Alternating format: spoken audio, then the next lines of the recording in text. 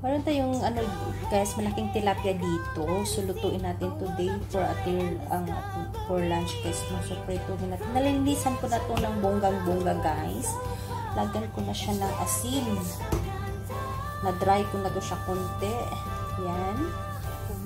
Lagyan natin ng asin para maprito ko na siya.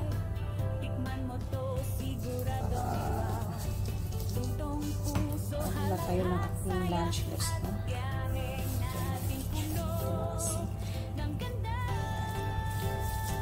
Ready na ito guys. Ready na natin magkita. So, prituhin na natin ito.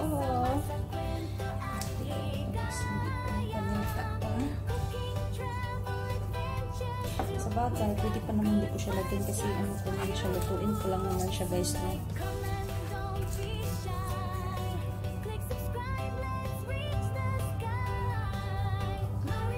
So, pwede na natin ilagay guys.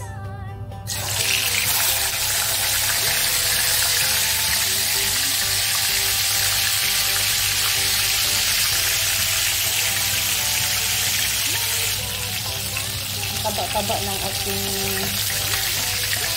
isda guys. Yung taba-taba ng ating isda. Taba natin. Lihat.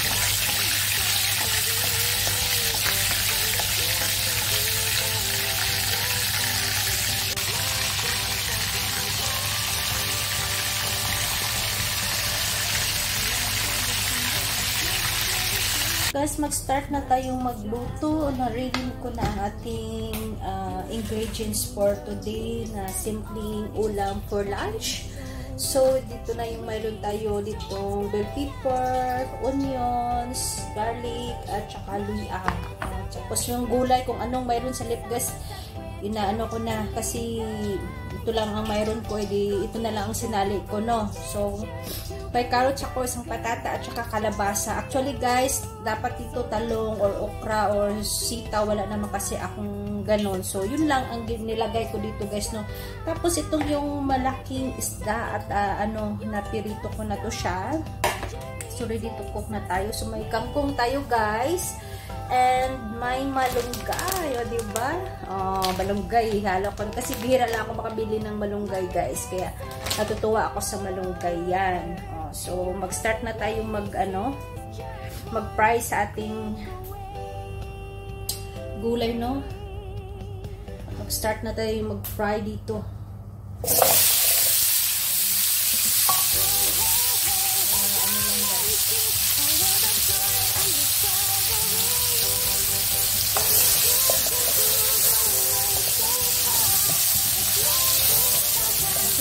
Kasi natin ang ating kaya malaki yung pagkahiwa ko dito kasi dito kasi malaki basta mga gulay-gulay. Gusto ko malaking hiwa para mabilis ko makuha yung gulay.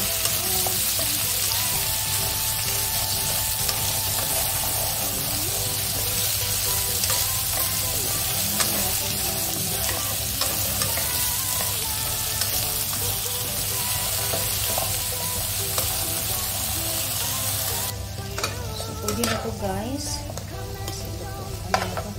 Ay, hindi ko siya palang i-fry lang natin para hindi siya mabilis na malata.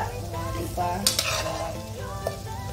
Kaya yan ang purpose ko na malaki ng pagkahiwa ko.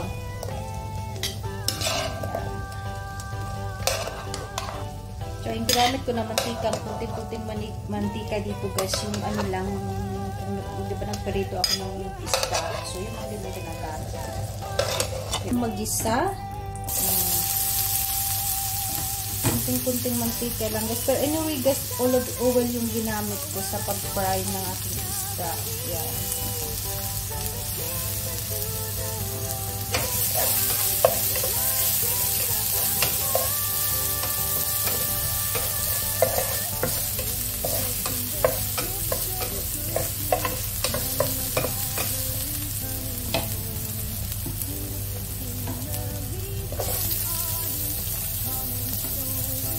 Gisa-gisa lang.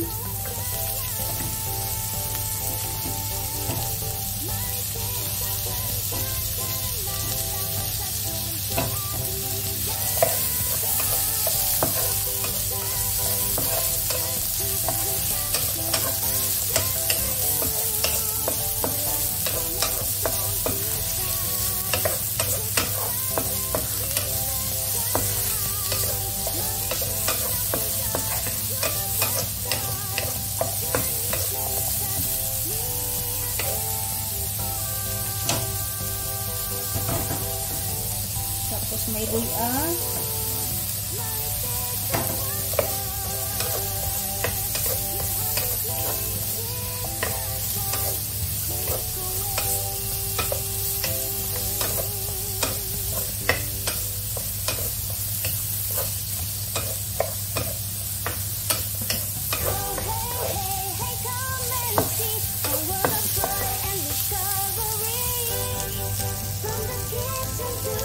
Gawin natin mahiwagang gulay. Yan.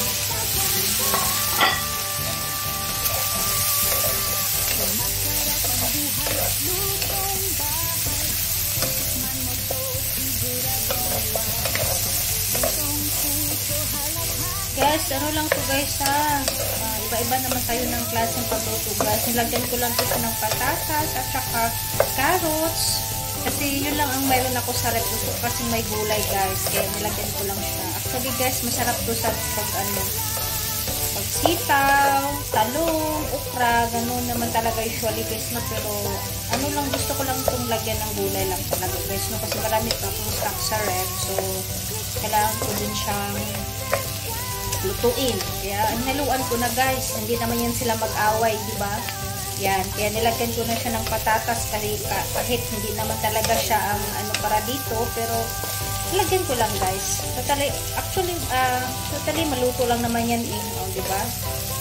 Kaya, hindi naman sila mag-away-away guys. Yan. So, nilagyan ko ng kunting pampalasa. Kunting-kunti lang para ano, para may lasa na sila. Kunting partial na lasa lang. Lasa lang.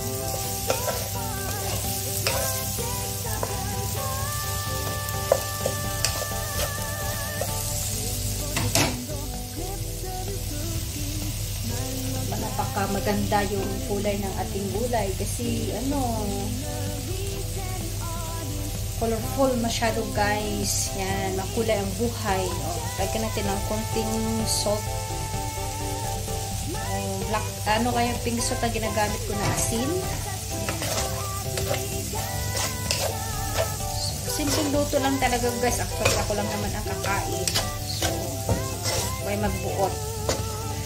Sa ibutang na to ani. Yan. So, takpan ko lang ng konting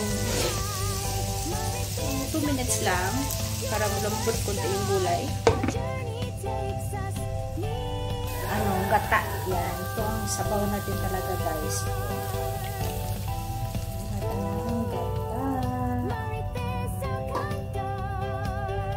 Gata tayo today. Gata namin na daw. Damihan ko ng ano siya. Dalawa yung ano ko na para sulit na sulit talaga. Sakto lang pala yung isa lang dapat na. Yung dalawa. Malaki naman kasi yung ating isda guys.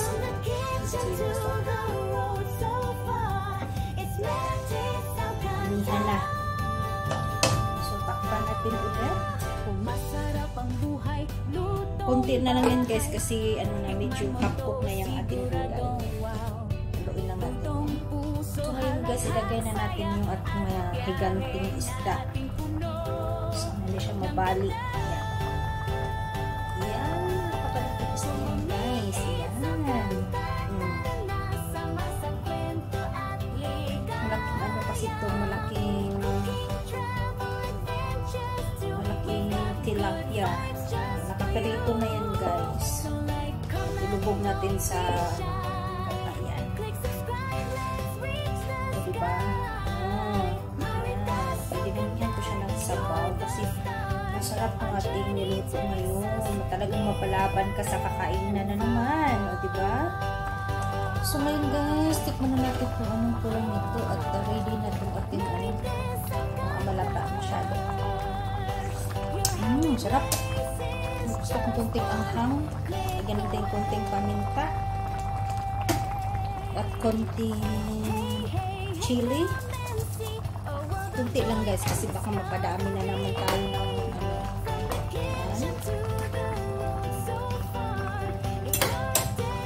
so medyo natin ilagay ang ating dahon guys at ano na po itong luto na ating kangkong. Ilagay.